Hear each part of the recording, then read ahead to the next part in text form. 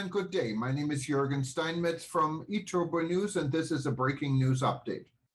For more news updates and shows, please go to youtube.com/travel news group. youtube.com/travel news group. Here's our update. Thailand tourism a far cry from recovering.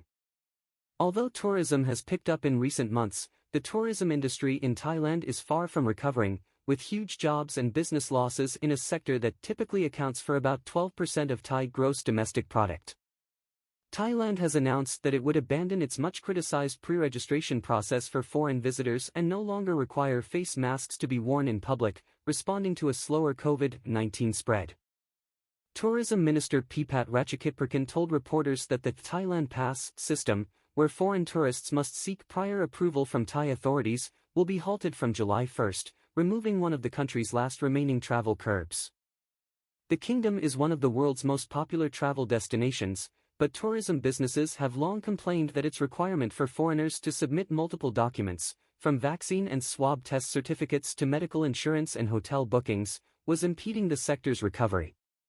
Thailand was visited by nearly 40 million people in 2019 but received less than 1% of that number last year despite easing its quarantine requirements. The Center for COVID-19 Situation Administration, CCSA, also said the use of face masks would be voluntary starting next month but advised people to wear them if in crowded settings or if suffering from health conditions. Thailand has recorded more than 30,000 COVID fatalities overall, but has largely contained its outbreaks, helped by a vaccination rate of more than 80%.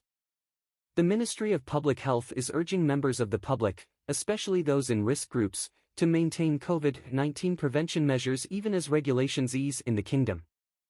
Dr. Kayatafam Wongrajit, Permanent Secretary for Public Health, said figures for new COVID infections and fatalities have declined in most provinces, adding that there have been no reports of new infection clusters despite the reopening of entertainment venues due to businesses strictly adhering to the COVID-free setting measures. Preparations have also been made to ensure sufficient medical supplies and beds for services and treatment. The Center for COVID-19 Situation Administration, CCSA, General Meeting has subsequently decided to declare all provinces in Thailand surveillance areas, or green areas, in its COVID color-coded zoning system in July, while the Ministry of Public Health lowered the COVID alert level for all provinces from 3 to 2.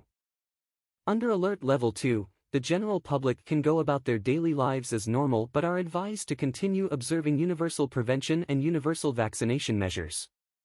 People in the 608 group comprising the elderly, those with underlying health problems, pregnant women and those who have not been fully vaccinated are meanwhile advised to avoid densely populated areas, entertainment venues and international travel. The Permanent Secretary urged the public, particularly people in risk groups, to get booster shots in order to strengthen their immunity against COVID-19. He also requested that businesses continue following COVID-free setting measures. More news about Thailand.